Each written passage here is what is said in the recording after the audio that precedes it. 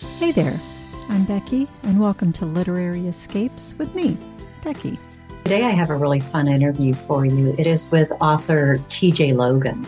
She writes fabulous romantic suspense novels. So if you enjoy romantic suspense, you're definitely going to want to tune in for this podcast.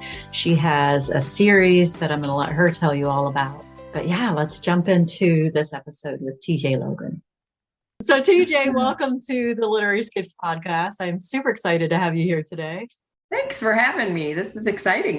Yeah, it's a lot of fun. I've had so much fun with this podcast, being able to talk to so many different authors, and it's so much fun. And I love hearing how people became authors, what their styles are, what their books are, and there's just way too many authors out there to meet them all.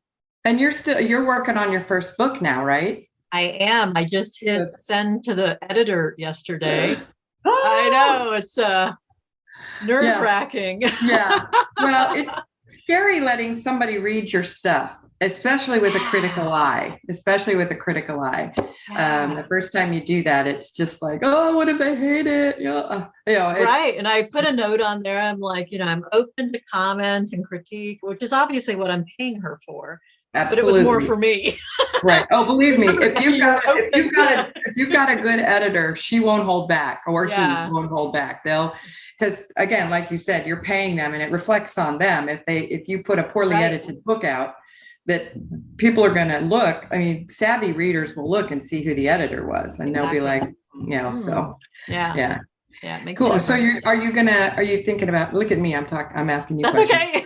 Just very quickly, are you thinking about indie publishing, or are you going to try? I'm going to indie publish, and it's going to be a 3-book series. So I want to have all of them done prior to releasing number 1. Do rapid release. Yeah, that's I had the first 3 in my series done, and I released them a month apart.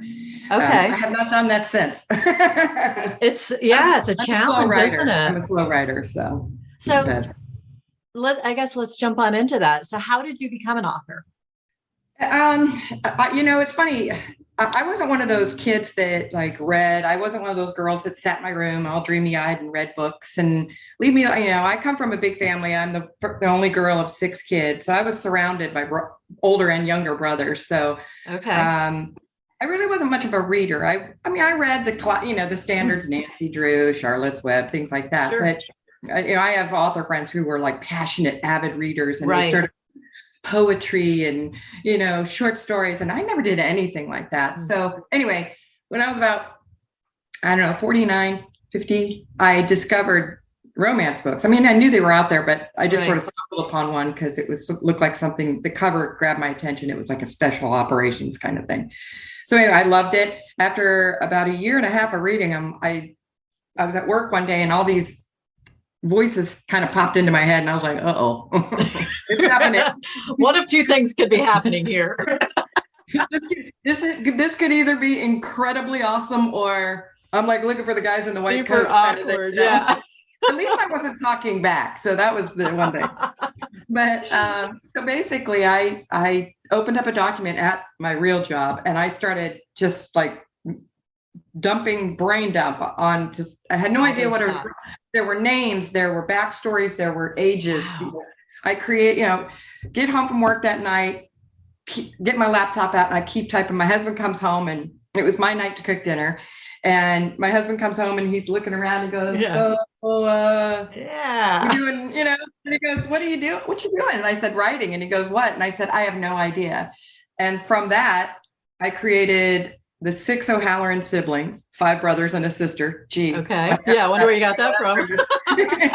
Where that premise came from. And the basic stories for books 1 and 2, just the very basics, and started writing. I had no idea what I was doing. I didn't know anything. I didn't know about POVs. I was like, what's that? I didn't know what a WIP was, a work in progress. Yeah. Backstory. And I had no clue what I was doing. So my husband encouraged me to join he says, well, if you're going to do this writing thing, he says, why don't you find a group, a writer's group. People. Yeah. Writer people, take your crazy elsewhere, basically is what he was saying. So I did. I went online and I found an RWA chapter there near my house. Very small. Okay. Little one. I think my first meeting, there were maybe 15 people there, if that. Okay. And that was really about the bulk of our membership at that point. But Okay. and we were talking about letting people read your stuff. The second meeting, we had what they call a critique-a-thon. At our group, Florida Star, that you and I are members of, we call it a deep dish. Okay. But you can bring in like 5 to 7 pages and somebody else reads it. So anyway, so somebody else read it. Interesting. Yeah. Yeah. The entire time I'm like, no, that's not how it goes. No, he doesn't sound like that. Oh God, why is she reading it that way? It was horrible.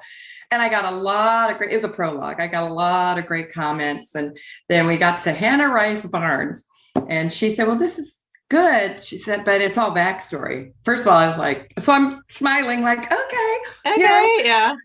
I'm listening to your critique, and I don't want to crawl in a hole right now.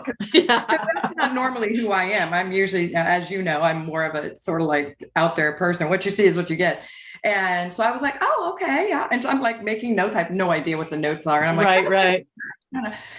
And I went home that night, and I think I polished off a bottle of wine and whined to my husband, I'm horrible. I should never do this again. And he's like, it's your book. You write it your way. Well, of course, now he appreciates that that's not how it works. Not if you want to like go anywhere with it, right? Yeah. I mean, if I want to just write stories to keep in a journal, that's fine. But if I want to actually sell them, which I figured out very quickly is what I wanted to do.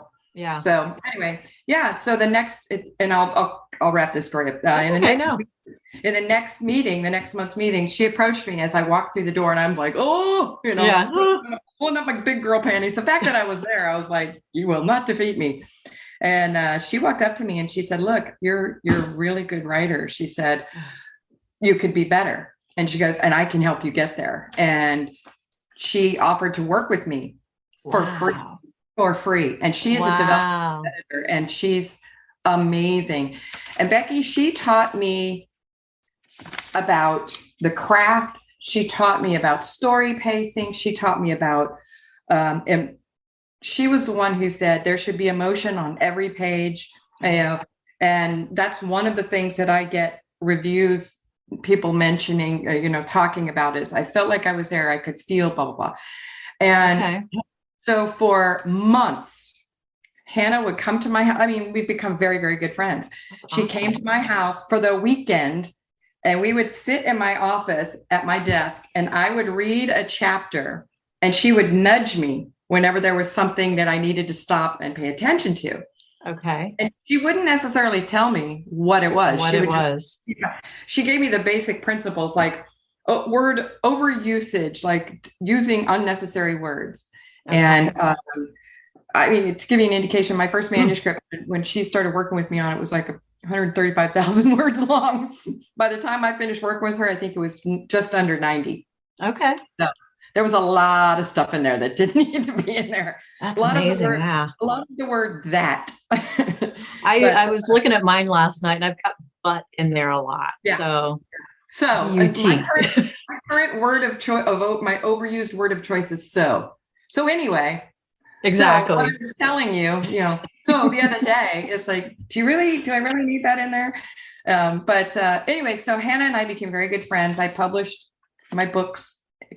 She worked with me on stories too. She helped me brainstorm and plot and kind of, In one of my books, The Hero, and I'm not giving anything away by telling this, it's in the excerpt on my website. He's a Navy SEAL who's over in Afghanistan at a forward operating base, and he gets the Red Cross shows up and tells him that his wife has died during premature labor. And when I came up with the story premise, my thought was that the wife and the baby would both perish. Okay. And she told me, she goes, no. She goes, you need more conflict. She goes, have the baby live. And he's has to deal with father, this Navy single father dealing with this baby. Right. And this sick baby. So it was the best advice she ever gave me. And it was just one tiny example of the advice she gave me. Wow. And I dedicated my first book to her. And I tell any author I can who's willing to pay the money, if they want a developmental edit that is amazingly thorough. She's the person to talk to because and her name is Hannah. Hannah Rice, Rhys Barnes. And I believe her website, hang on a second, if I can figure out how to use this mouse. I believe it's Evil Editor. That's kind of an inside joke. My Evil Editor, well, I can't find it, but okay. I'll email it to you if you want it. But nice. The thing that made it great working with Hannah was she knew that I had a thick skin and I could take honest criticism. She wasn't mean about it, but she didn't hold back at all. And that's helpful, I would think, just to, I mean, sure. Yeah, I would think that you couldn't have a thin skin and be a published author. Oh gosh, no, or be a successful author. Yeah. If you want to succeed in this business, and you don't even have to be like a New York Times, USA Today bestselling author to give this advice. If you truly want to thrive and succeed and in this business, you have to be willing to take criticism, and you have to take it in the way it was intended. And almost always in this business, any criticism I've gotten of my writing, and I don't even like to call it criticism, I just like to call it critiquing. Any critiques I've got, because criticism has this sort of negative, connotation. Yeah. So any critique that I've ever gotten, I listen to it, because there are smarter people than me, God knows, out there in this business, especially. And I listen to it, I weigh it against what I really, because I know my story better than anybody. Right. So if it's something that has to do with my characters and who they are, I'm like, well, thank you very much. I'll think about it. And I typically don't change my characters. I know my characters. You know who they are. Yeah. I have to know them before I start, I am not one of those people who has like character boards and does all this stuff. I'm a true dyed-in-the-wool pantser, but I know who my characters are. I know what they look like in my head. I know the decisions that they would make in good circumstances, in bad circumstances, when put under pressure. So those are all things that help me move forward. But you have to have a thick skin in this business, and you have to tell yourself, this isn't about me. It's about making my story as strong as it can so that somebody will buy this book. That's it. And I've been thinking about that since I just hit send to the editor, to the developmental editor. And it's like, I can't be too attached to the story and what it is. I have to be willing to change it so that either it makes sense or it's more marketable, whatever it is. I have to be willing to let things go. And so I've been telling myself that over and over again. Well, and not only that, story, the bones of your story. I mean, like you can equate a story to like the human body. You've got your bones, that holds everything together. So as long as the bones of your story are good, then all the other guts and stuff and skin will all hold in place. The biggest thing that I remember being told was conflict. When you think you have enough conflict, you need to put more, because nothing shows how your character's character, like the way they deal with conflict, and it makes it more interesting for the reader. I write suspense, so it's kind of inherent in the genre. And I have, I write sort of law enforcement, spec ops type driven stuff. So that's sort of, if I don't have that in my story, then it's not, I can't call it suspense. Right. So how did you get into the romantic suspense? I assume that's what you were reading and that's what you liked and decided, hey, I can do that.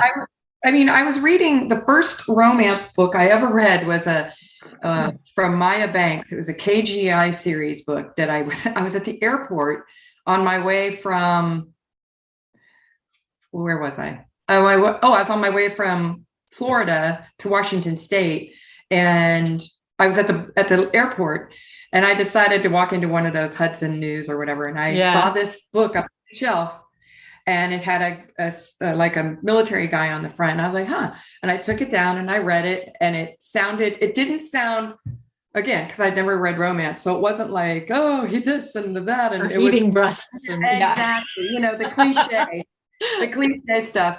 It sounded like something that was interesting to me because I worked for a defense contractor. I deployed civilians into Iraq and Afghanistan. And so I appreciate that. I know that world. The language. I know. Right. So anyway, so I bought the book. I read it before I even it was a 6-hour direct flight. I was done with it by the time I got there. And it was like the 8th book in the series. So I was like, well, man.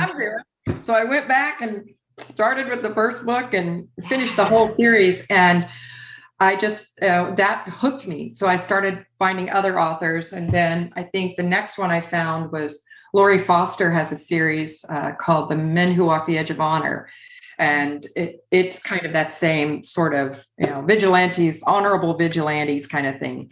Right. And that was a series. And I was like, sweet. I love a good series. Yeah. Right. I was drawn to the series concept. And so anyway, and then I started reading other stuff, some contemporary stuff, some women's fiction, which I'm not, if somebody held a gun to my head and said, which would you choose to get rid of? I don't think I'd read as much women's fiction because I do like that relationship aspect and the two people finding a way to be together.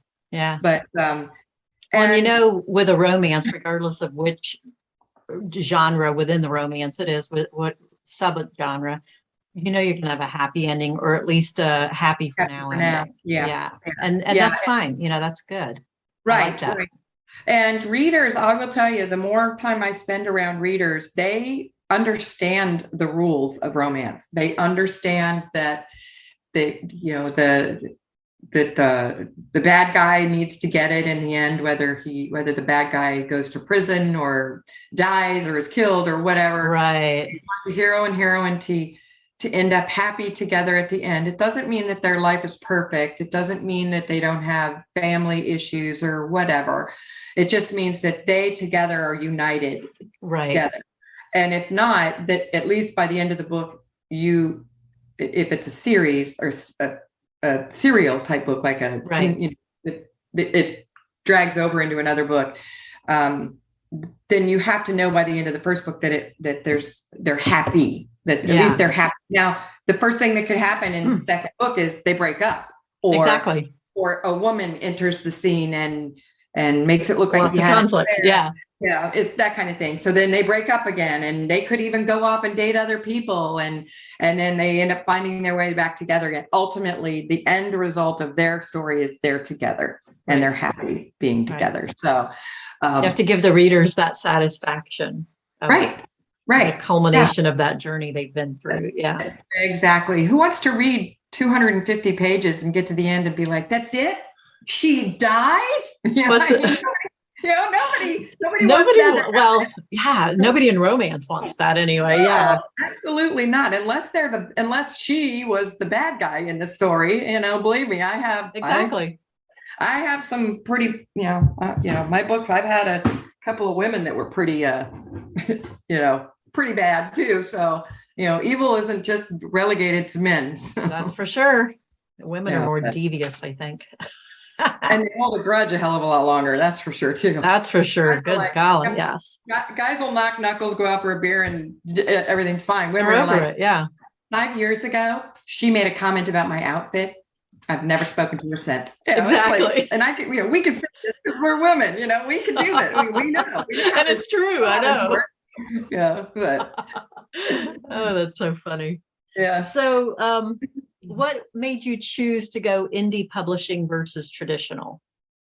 Well, it was a couple things, actually. I had submitted for a couple of years manuscripts, and I had pitched at conferences, and I will say, I always was asked for at least three chapters, if not a full manuscript. Got a lot of great, try this, and this, and send it back to me kind of things. Got close a couple of times. Okay. And it was such a long process. It was such a long, because you could wait months, even if they ask to see if you go to a conference and you do a pitch and they're like, I love your ideas. I pitched my series. I love your ideas. Send me a series synopsis, the first this and that. Wow. And then you wait 3 months to hear back from them. And even if you get a signed contract, it's still a solid year before anything's published. Very easily. So what happened was I went to lunch. I lived in Washington State, and then my husband and I moved back. We had lived here for years and years. Then we went to Washington State for his job with Boeing, and then came back here about 7 years later. And I started writing out there. That's where I met Hannah. That's where I met Hannah. That's where she is, out in Washington State. Okay. Then I came back to Florida, and Roxanne St. Clair, I chatted with her at RWA National, and she said, when you get back to Brevard County, because she lived here real close to me, she goes, let's have lunch. And I was like, okay. And I thought, it was just one of those things that people say to be nice. Right. Yeah. And I got here, and Hannah was down visiting. Actually, she'd flown down to come visit. And and Rocky loves Hannah. And so I used that as my in, and I texted her. I DM'd Rocky through Facebook, and I said, hey, if your offer still stands, I'd love to. So we did. We met for lunch, and she looked at me across the table, and she goes, how many books do you have? And I said 3 so far, but I haven't gotten them edited or anything. And she goes, or she says, and you want to go traditional? And I said, yeah. And she goes, why? Yeah. Why? She goes, you've got 3 books done. She said, why would you want to give up that control? Mm-hmm. And she says, those, by the time you get, you may never get, what you want or whatever. And she just told me, she goes, here's what you need to do. You need to quickly release them a month apart, start advertising them, put them on pre-order, blah, blah, blah. She goes, get them to the editor. So that's what I did. I sent them, and Chris Kreidler was my editor. Uh-huh. And of course the first 3 books I made her do developmental edits for me, even though I felt pretty comfortable. It was a crutch. I admit it. Yeah, no, I get that. And by the 4th one, she's like, I'm not doing developmental edits for you anymore. Because you don't know. I was like, okay. So anyway, Rocky made me. That's my story. that's a good thing though. I mean, it's fun to hear the different, some people are traditional and love it. Some people, a lot of the people that I know and talk to are indie published and love it because you do have that control, and it's so interesting. Yeah, it's I've talked to traditional authors, successful ones who, every once in a while they get a cover that they're just like, oh my God, doesn't have a beard, or that's not the kind of dog, that's in the book, or they want to change, the title or whatever. And, and I always say, well, that is super frustrating. I said, being an indie author is great because you control everything. I said, but you also pay for everything. Yeah. For everything. So there's that too. There's a huge learning curve for indie authors. There's a huge do-it-yourself curve. You do, because it's a lot more than just writing the book. Yeah, I don't have a PA yet. I'm not at that stage yet, and I don't. So I do everything. I do all my own graphics. I do all my own promotional stuff. I do all of that stuff, and it can cut into your writing time. It really, really can. Even though I'm fortunate that I'm a full-time writer, it's still. Life, there are other things that take time. Yeah. Outside the writing world. I mean, there's also personal life. You've got to balance that. Exactly. Yeah. I have grandkids that live, 10 minutes away from me. That's an important piece of life. Right. So being an indie author is not for the faint of heart, but it's not impossible. If it was, there wouldn't be so many people doing it. Mm-hmm. And that's kind of like going back to the whole traditional versus indie. Right now, my genre, romantic suspense, is a really, really tough one to get traditionally published because they're leaning a lot towards, women's fiction, historical fiction, historical, and everything is cyclical. And romantic suspense is typically a pretty stable genre. It's the only genre I want to write in right now. So, it's kind of where I'm at. My series, I'm trying to finish up my 7th book now in the series, and then I'm going to do one more in this series, and then I'll do a spin-off of this series. So it'll all be in that same sort of world, but just a lot of the major secondary characters in the other books will now have their own stories and stuff. Nice. So where is your books set? Mine are set. I have two different locations. The bulk of it takes place in a fictional town in called Whidbey Cove, Washington, up in the Deception Pass area. If you ever get a chance to Google Deception Pass, and you'll see it's just beautiful. It's up by the San Juan. It's north of Seattle, up by the San Juan Islands. It's Nice. Yeah, it's gorgeous. My husband and I used to camp and hike and kayak up there, and so I created this sort of fictional town that was once like a logging community, and now it's now the logging industry is gone, so now it's become more touristy. And my special operations group, O'Halloran Security International, has set up a train they have a headquarters there. They have a big operations center that has their covert communications. Like they have a special IT tech specialist. They have a training facility that has an indoor pool with a high 10 meter, whatever, so they can practice all kinds of stuff, and obstacle course. One of my books is about a HRT, FBI hostage rescue team, canine handler, and which is what my brother actually did for. He retired from the Bureau a few years ago. He was at the Bureau for almost 30 years, and that's what he did. So he was my subject. He was my subject matter expert, which was awesome. That's pretty cool to be able to have that. Yeah. Yeah. So I did a lot like I went up to Virginia when he was up there at Quantico, because that's where the team comes out of. And he took me into Quantico and put the dog through the paces and showed me, some of the stuff he could do. So I wrote a lot of that into the book, did all that. And so yeah, it's, I forget what your question was. Oh, I know the setting. So Whidbey Cove is the setting there. And then the first book is set in San Francisco, and they have a facility in San Francisco as well. But for the most part, most of the stories are coming out of Whidbey Cove. I'm considering on the spinoff series setting up another, because they'll be doing they're going to be called, my books are O'Halloran Security International. That's the series. The next spinoff will be O'Halloran Security International Dark Ops. And their mission is, and their task and assignment is to take down sex traffickers internationally. So I think I'm going to set that one in Montana.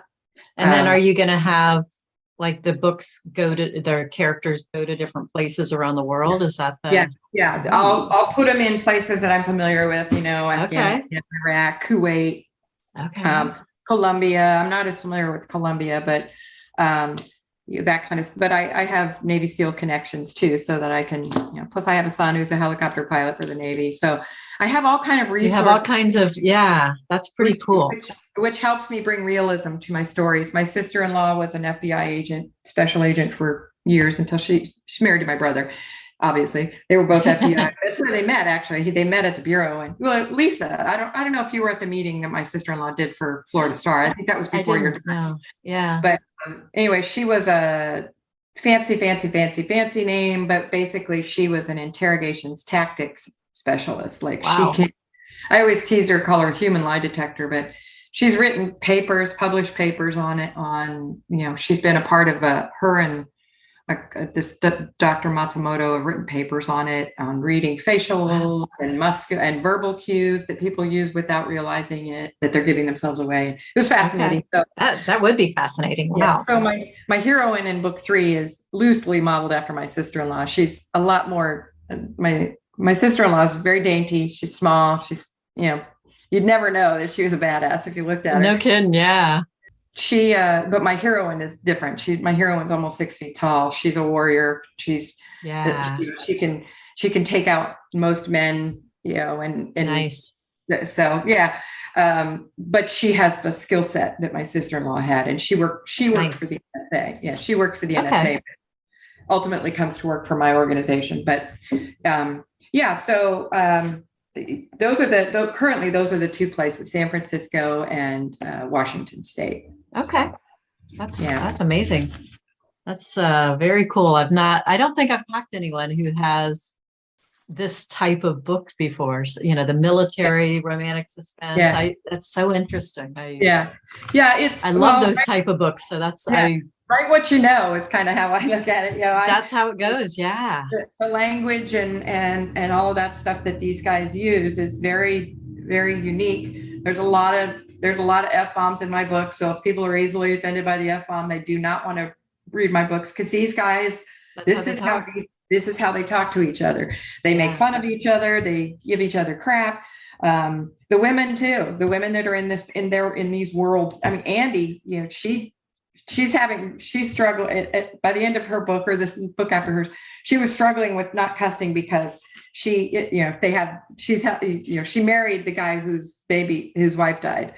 And she fell in love with his baby girl, and they're now a family, and the little girl is repeating things. So she's having to stifle her language a little bit. Yeah.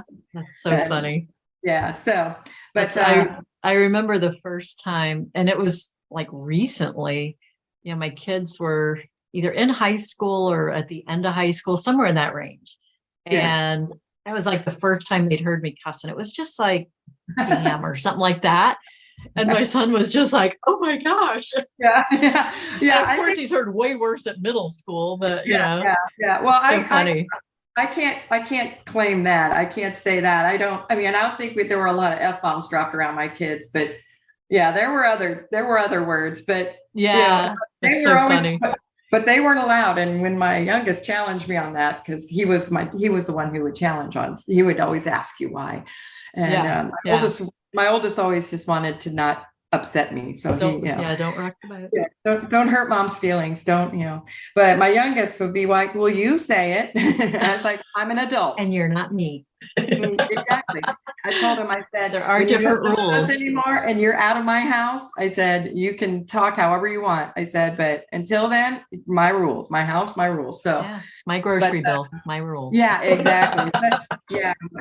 And my youngest son was a competitive swimmer, so that boy put away the food. It was ridiculous, speaking of grocery bills, but I'm just glad I'm not paying for his groceries now, quite frankly. Man, we've had our kids home this summer, and our grocery bill is just like loaded. Yeah. That whole monthly grocery budget goes right out the window. It goes out the window. It's crazy. It's crazy. But no, I do like writing in this genre. I have ideas for other stuff, contemporary, but I still have more stories to tell in this genre, and I probably always will. But I love that you also already have like a whole nother world, whole nother series that you've already given thought to. To keep stories interesting, you have to introduce new people in the background, so to speak, like friends of your heroes, or like, for example, the book I'm writing right now, I introduced these two characters in my third book. This is the seventh book. He's a bartender, but he's a former Marine Corps Marine recon sniper, very elite.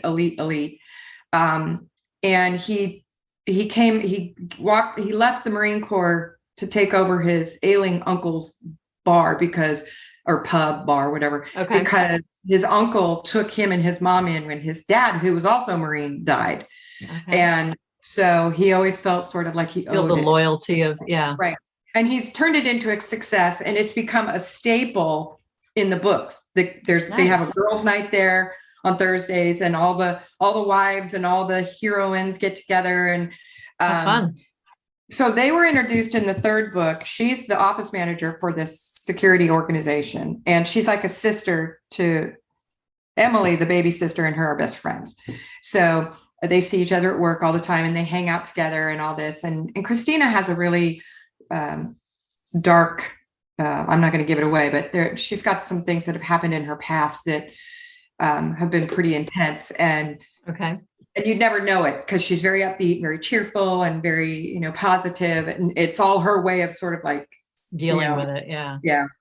That didn't win. It didn't defeat me. And the bartender has had a thing for her since the first time she walked in the bar, and she had a thing for him, and then something happened, and she started distancing herself from him in the last couple of books because she felt like he could do better. And he's done. He's like, that's it. I'm done. I am not waiting for her. Whatever the hell's going on, we're going to figure it out, and we're going to work through it together because this is ridiculous.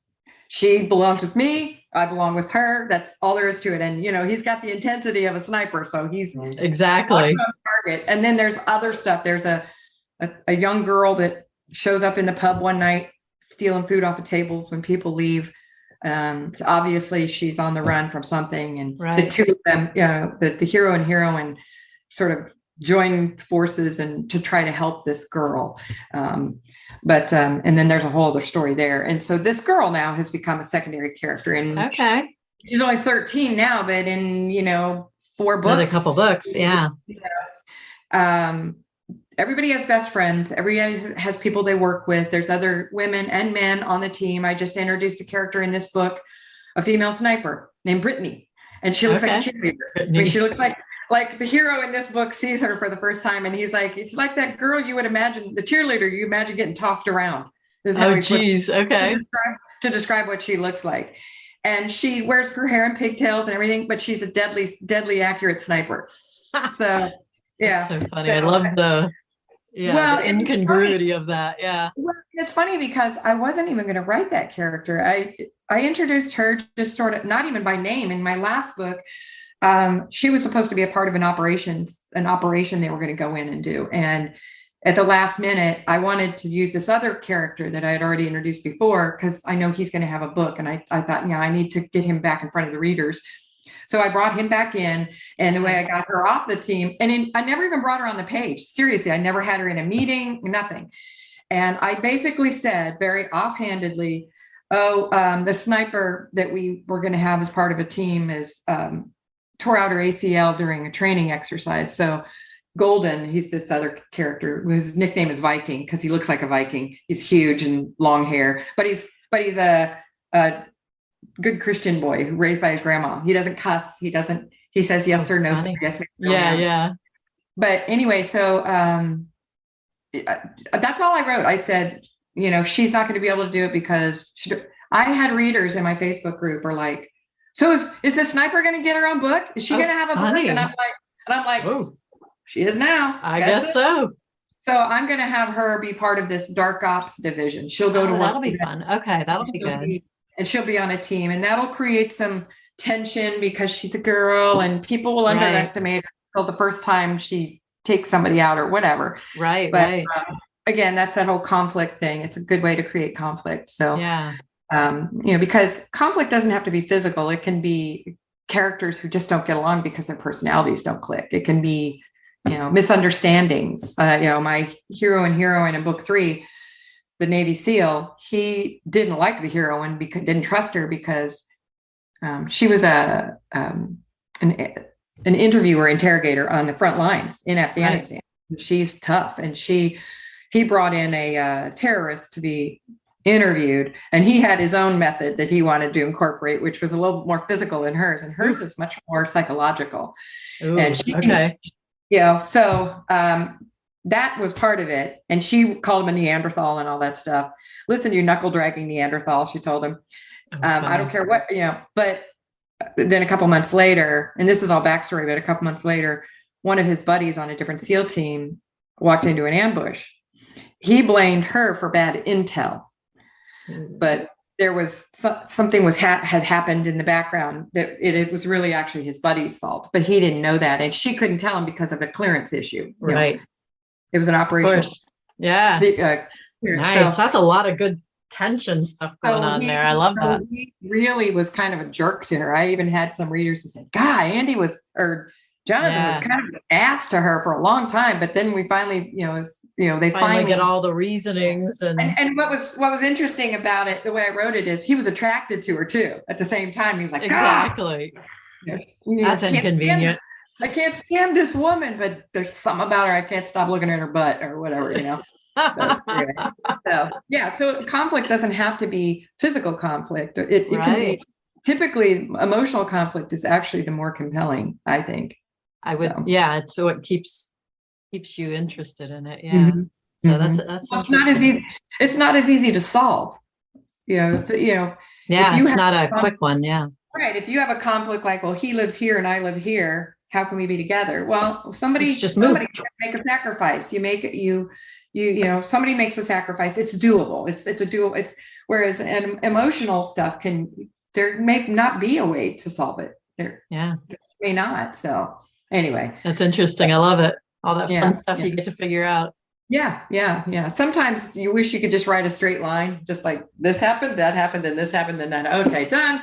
But nothing's ever that easy. If a book was that easy to write, it's probably not very interesting. Well, that's what I was going to say. If you write it like that, it's probably not very interesting. So, right. Yeah. So you're working on book number 7 right now. Yeah, I am. Yeah, Deadly Watcher. All my books have the word deadly in the title. Nice. Yeah. And so when is this one due out? Do you have a by the end of the year?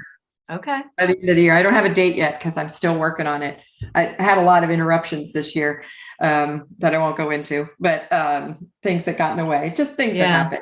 Yeah, that's life, isn't it? Yeah. Yeah, it is. It is. Life doesn't always let you decide what's going to happen in their timeline, but it should be out by the end of the year. It's the bartender and the office manager finally. Nice. They're finally getting together. Okay. Everybody's so happy about that. They're so, when are we going to get Christina and Devlin's story? And I was like, well, just assume there's going to be one. What if there isn't? Of course there is. That's awesome. But yeah, it's an interesting story to write because the family dynamic is different. In the other ones, everybody loves it that they're all family, and the mother and father are very involved in this. They're very much the guideposts for everything that their children have become and the way that they think. My tagline is family, honor, loyalty, and that's like been ingrained in them growing up. And so the parents are in every book. They make an appearance. They either have a party at their house or a barbecue. They're very, very, the mother is very loving, but she's very firm. The father is this big mammoth of a man who's just a big teddy bear. And, it's just, this couple, Christina is like a sister to Emily.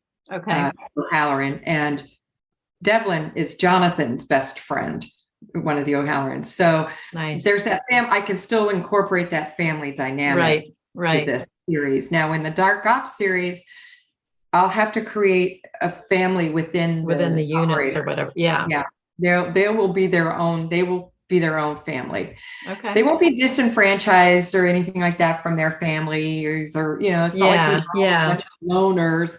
But you need the it's good to have the team. It is good to have that, a character who, I was 13 when my parents, blah, blah, blah, whatever. That the scrappy got male or female, like my young girl in this book, Felicity. She's, the product of her mother she never met her father. Her mother was a drug addict. In and out of rehab. She was in and out of foster homes, and she says it wasn't awful, but it wasn't great. So it's not like she has foster home nightmare stories, which I don't have any problem with those. I love books where they they talk about somebody surviving a horrible foster situation. Right. But she's basically raised herself, and her mother took her to this dance club. It's called the Bottoms Up Gentlemen's Club and Bar. Oh yeah, place you want to take your kid. Yeah, and it's a cover for obviously prostitution, gambling, and she took her daughter there as like a marker so that he would give her some drugs, the mother, and she ended up ODing. So she ended up being stuck at this club essentially, and the guy kept her because, she was an investment, and basically just kept her locked in the club, and she worked at the club, not as a dancer, like cleaning up and what. Okay. She was a kid when he got her. She was 11 when he got her. Jeez. Okay. And she was, in this book, she escapes. She plans, and like her first introduction is her escaping from the room that he keeps her in. And dang. Yeah. And then, so she ends up, being at Devlin's club. She climbed, the whole escape is in the book. Like I won't give it away because I want people to enjoy the reading process. It's not easy. And so then she ends up in Devlin's club, and that's how she enters the world of the O'Hallorans. And now they have wrapped her in their embrace, and she's now with them. So what happened, they will do whatever it takes to protect her. Right. So, and there are bad people after her that have been sent to bring her back. And so, but that makes for a good story, so that's though. what yeah. But it is, you want to have a theme when you write a series that it sort of ties it all together. In mine, and weaves through it all. Right. In mine, it's been the family. So I really have to, the next series is going to be the spinoff. It's going to be a challenge for me because that family dynamic, yes, they still work for the family, but the guy that's going to run that part of it, I introduce him in book 8. Okay. He's a loner. He's a lone wolf. He's been working his own sex trafficking thing for years. And there's a twist to him. I'm not going to tell what it is. That'll be fun. There's a secret. But anyway, so he's he wants to run it his way. Yes. Okay. He knows that he works for the O'Hallorans, and the O'Hallorans are like fine with that. They're like, dude, we hired you because of who you are and what you can do. Right. What you do. Yeah. You have autonomy. You can do what you do, but you still represent the O'Halloran name. So, okay. But anyway, so that's fun. Yeah. Okay. Yeah. So where can people find you on social media and whatnot? Oh, social media. They can go to my website is www.tjloganauthor.com. Okay. And pretty much from there, that's a portal to everything. There's a page on there of my, with all my books, with a link to excerpts from every single one of the books. Fun. Even the new one. I just put the new one up and made it live. I kept it, I held it back for my Facebook group people primarily. Okay. Exclusive, and the cover as well. I released the cover to my Facebook group first, then my newsletter group, and then I put it, now it's available to the public on my website. So if they go to that website, there's links from there to go. All my books are available on Amazon. Okay. They're all in Kindle Unlimited right now.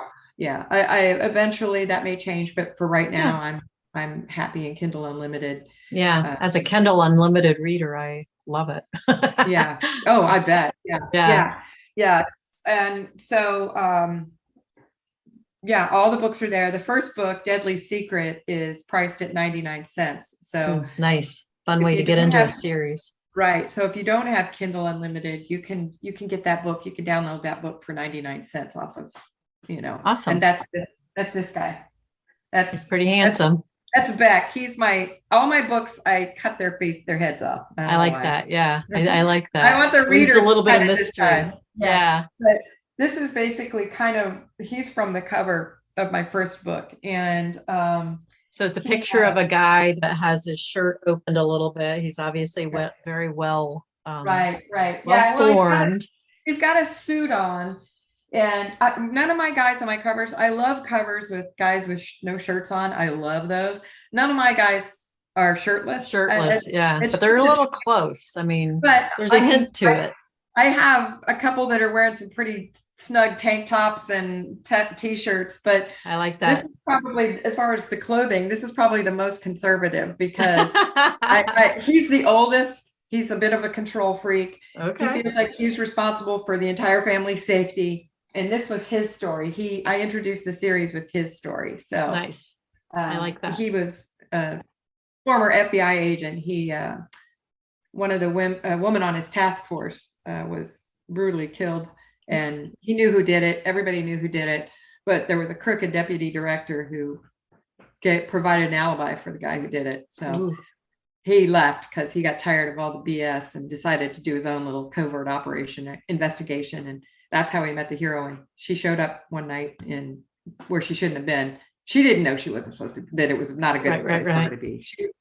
She was there for one reason, but the person who sent her there for a completely different reason, which she doesn't know. Okay. So that sounds like a good reason to read the book. Yeah. And he sees her when he sees her from his perch across the alley, he's not sure if she's like one of the bad guys. One of the good guys or one of the bad guys, or just it's a Russian mafioso, and he's not sure if she's like one of his girls, or he can't understand why she would be there because it's in the little part of, it's like Russia town in San Francisco, and and it's a little tiny Russian restaurant that is known to be totally mobbed up.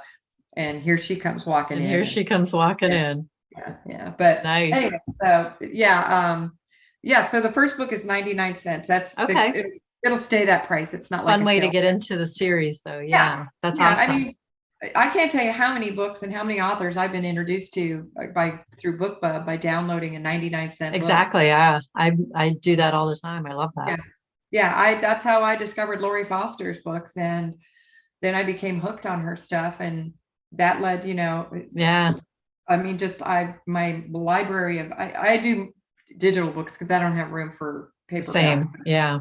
But if it's a book that I really, really like, and I think I might want to get an author to sign at some point, I'll buy it. But for the most part, most of my books are digital. So, and now, especially with my own books, I have a bookshelf full of my own books that I keep for book signings and stuff.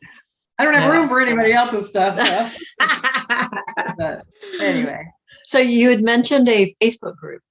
What is that? It's called the Covert Commanders. Cool. I try to keep it branded with my special operations investigative stuff. I'll link. In that group, I do everything. They get to see everything first. They see my inspiration photos. Like I get a lot of my ideas from I usually know I have an idea what they're going to look like. And a lot of times when I'm scrolling through social media, Instagram or whatever, just sort of, winding down at the end of the day, I'll say, oh, who's that? There's so-and-so. Yep. Screenshot. And a lot of times, like I've got my hero in book 8 is I'm obsessed with this Turkish actor and that I came across. And I don't think anybody in the States would even know the guy. And he's the inspiration for my hero. The physical. Yeah. I saw him and I was like, oh my God, that's my guy. I love that. My guy. So they see all that type of stuff first. They see book covers before anybody else. Nice. They see the excerpts from books as I'm writing them. They get the ref form of them. Okay. I do a lot of giveaways in that group. I do. Okay. If I go, like I did a reader event in Ohio in June, and the goodie reader author get together. Lori Foster has this amazing thing up there every year, and the goodie bag probably had 10 books in it, paperback. Wow. And some of them are genres that I don't read, and I knew I wouldn't read them. So rather than let them go to waste, I give them away in my Facebook group. That's awesome. And because it sounds like a good place to be. Yeah. It's I try to keep it fun. People are allowed to post in there, but I do control, like if I've never, not once have I had to delete a post because it was inappropriate. Good. Because the rules of the group are, we don't talk about politics. We don't talk about any of that kind of stuff, because I don't need that stuff in my life. I just don't. Yeah. It's not allowed in my Facebook group. But I've never had any problem with it. The people the people that typically join groups like that are readers, and they want to talk about reading. They want to talk about books. And they join it for you. I mean, hopefully, which is awesome. Yeah.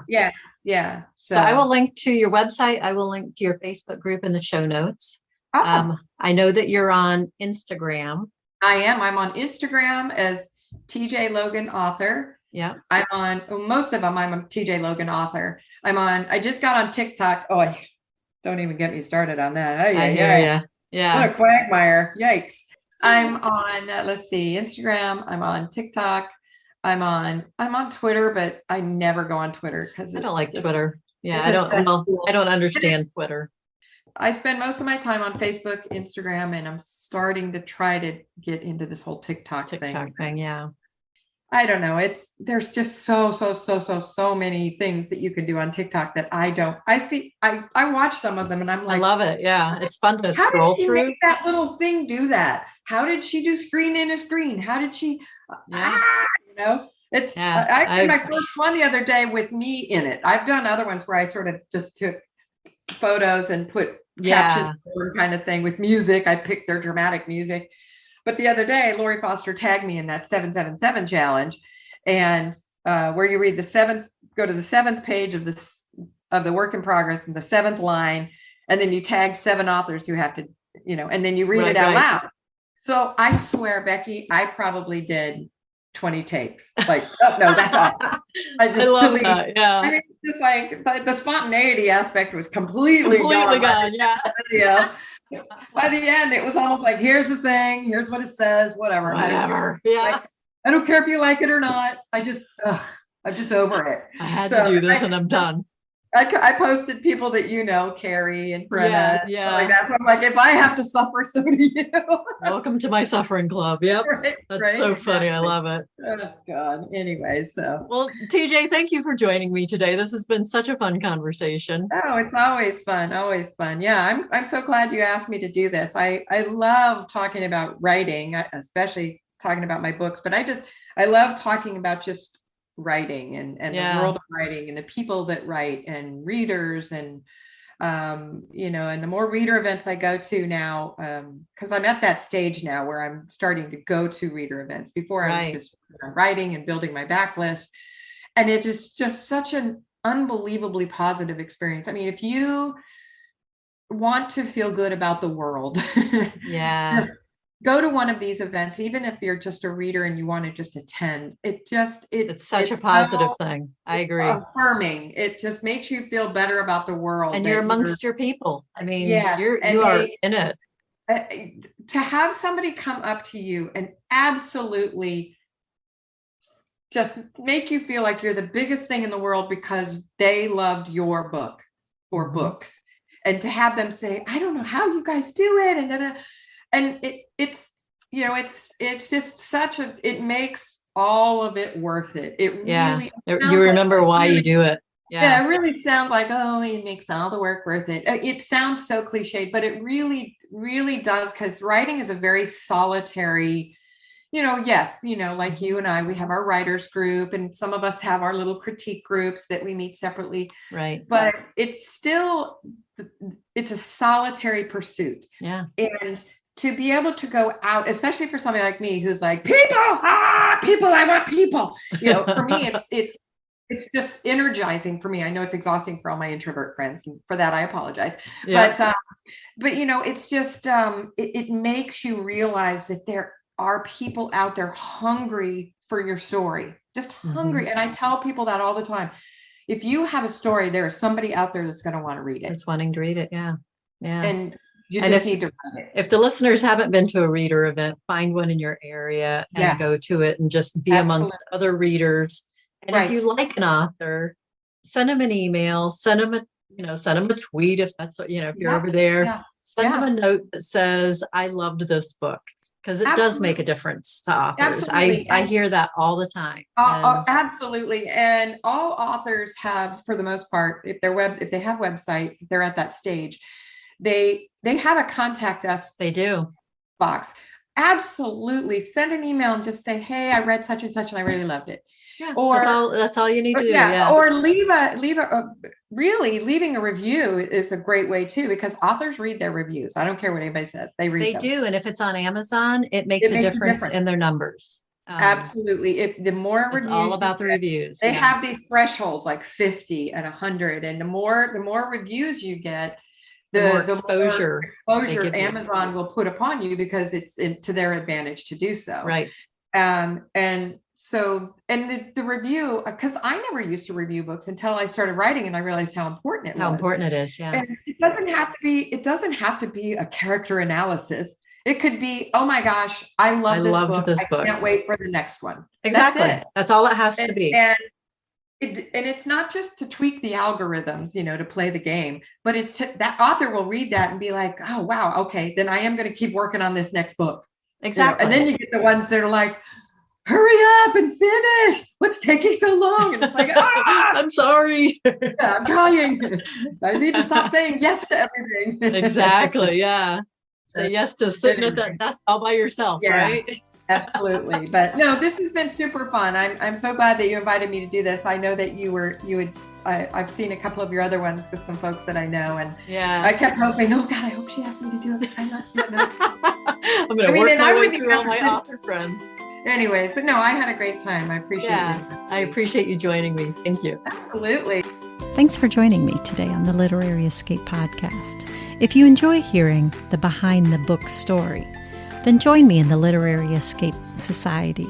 We're a community of travelers who love books, or maybe book lovers who love to travel. Either way, if you need an escape, a literary escape, come join us as we read our way around the world together, one book at a time. Check out the show notes to learn more about the Literary Escape Society. And we'll see you next time on the next episode.